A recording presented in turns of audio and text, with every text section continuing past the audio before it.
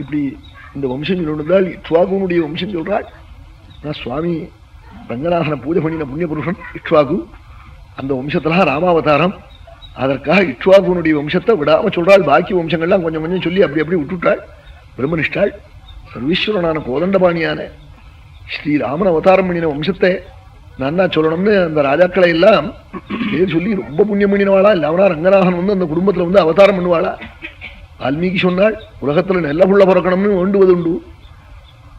சுவாமி ரங்கநாதன் எல்லா அப்பா அம்மா வேணுமேன்னு கவலைப்பட்டாளா. பிதரம் ரோச்சயாமாஸ ததா தசரதம் நிருபம். எல்லா அப்பா அம்மா வேணுமேன்னு கவலைப்பட்டு தீர்மானம் பண்ணினாள் சுவாமிங்கிறாள். லோகத்தில் உள்ளவெல்லாம் நெல்ல புள்ள பிறக்கணுமேனு கவலைப்படுவார்.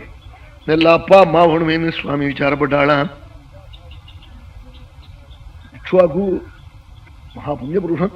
ரங்கநாதன் வந்து அங்க அவதரிச்ச நோக்கமே ஸ்வதர்மத்தை சரியா அனுஷ்டிச்சதுதான் காரணம். அஷ்டகேன்னு ஒரு ஸ்ராத்தம் அவசியமா. அஷ்டகா நவிகன்யத்தேன்னு விட்டாள்.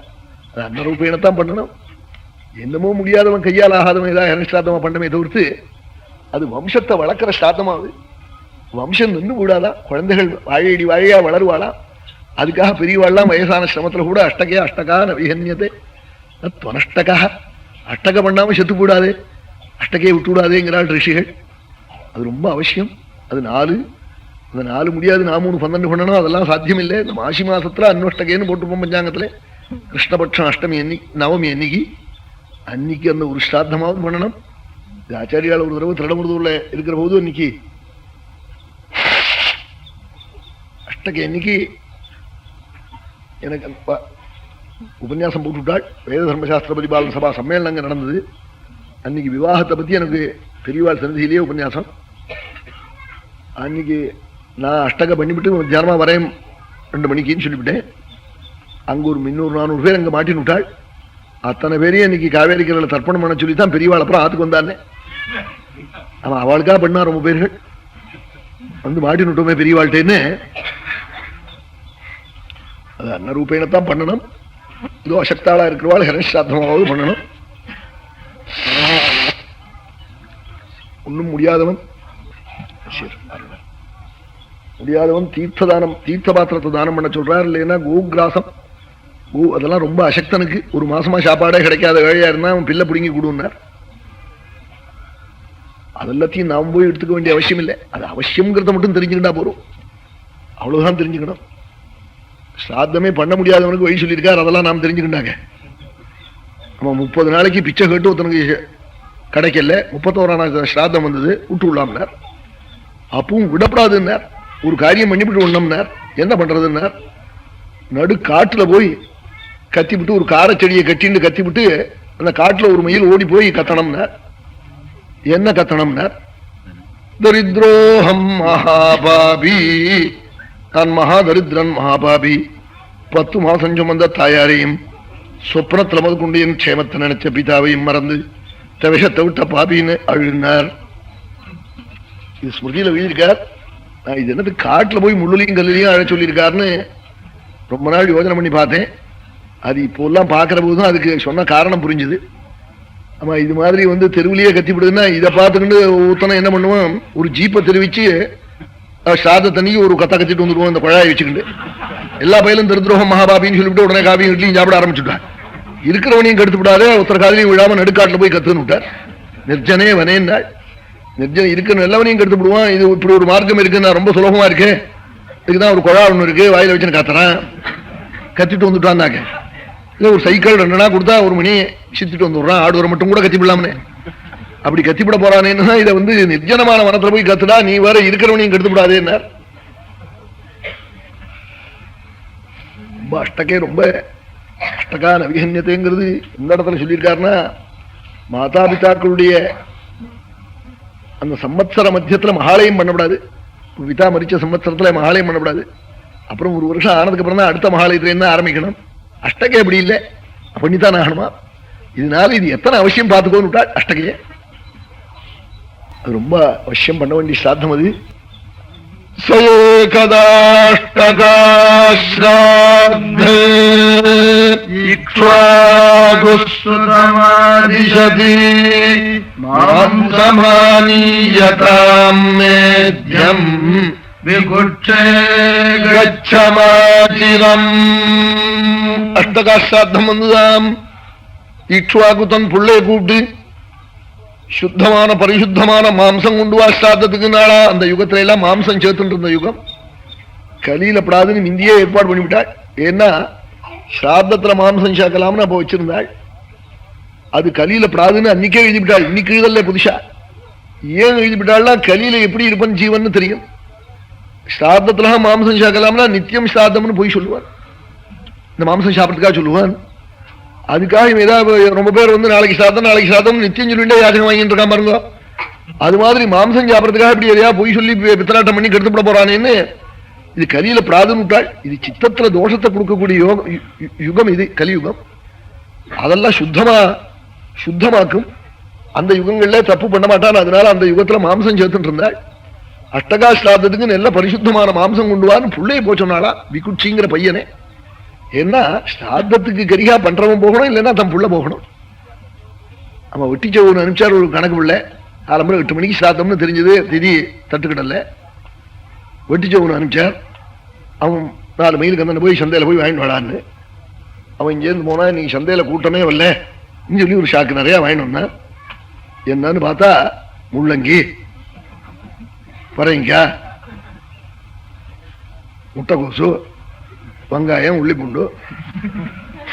என்னடா இப்படி வாங்கிட்டு வந்தியே என்னார்? சின்ன வெங்காயம் படாதுன்னு பெருசா வாங்கிட்டு வந்திருக்கேன். பெருசா போடலாமே. இந்த பிராமணா இன்னைக்கு தான் சாப்பிடுவார். இங்க சாப்பிட்டா தானே அந்த சாதத்திலான சாப்பிடலாம் வரும். வாங்கிட்டு வந்திருக்கேங்கிறான். அவனை போக சொல்லாமோ? இவன்னா போகணும். இவப்பாக்குன்னா ஸ்ராத்தம். விகுட்சே கச்சம் ஆச்சிரம் நாளா நீ போன்னு அனுப்பிச்சாளா பிள்ளையே. அவன் போனான். மெல்ல மாம்சத்தை கொண்டு வந்தான். கொண்டு வரபோது அவனுக்கு வெயில்ல வந்த சிரமம்.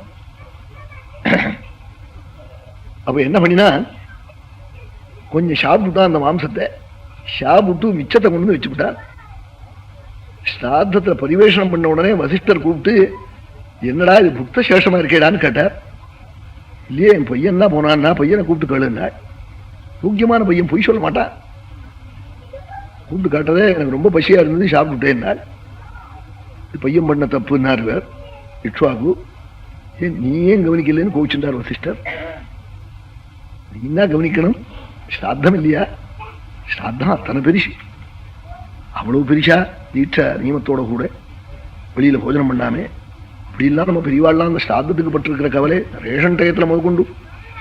அவன் 6வது வந்து இந்த கோதுமை இல்லாம ஸ்ராத்தம் பண்ணிருப்பாளா?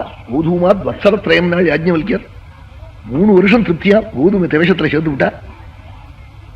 கவ்யேன வத்சரம் திருப்தி.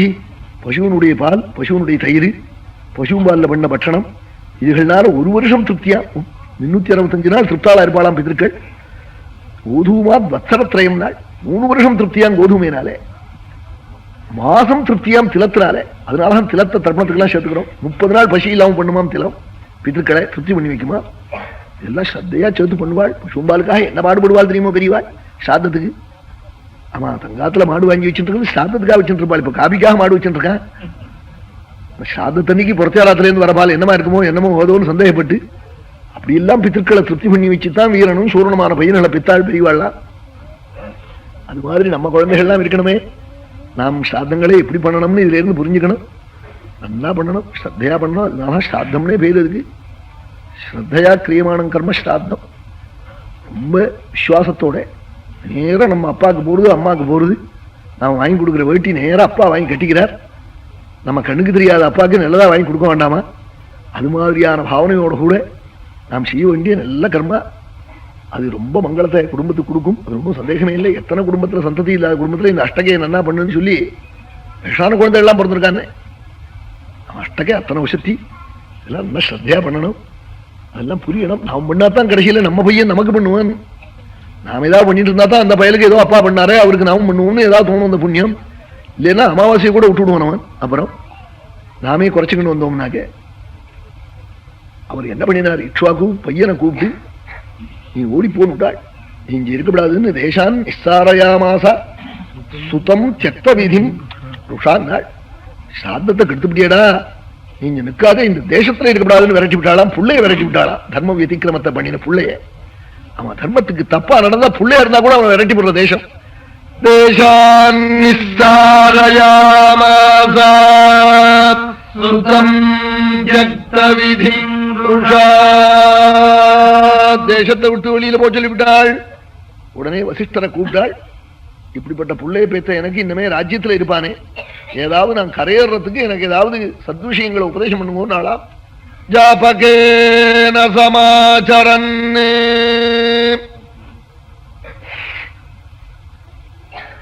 என்ன பண்ணினான் நாள். ஜாபகர்னு பேரு வசிஷ்டருக்கு.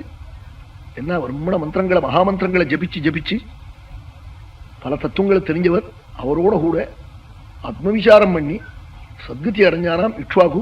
இனிமே இந்த பிள்ளைகளோட சேர்ந்து இருந்து பிரயோஜனம் இல்லைன்னு அவர் பறந்து போனதுக்கு அப்புறம் வசிஷ்டர் போய் விக்குட்சி அழிச்சுன்னு வந்து ராஜ்யத்துல உட்காத்தி வச்சு ராஜ்ய பரிபாலனம் பண்ண சொன்னாள்.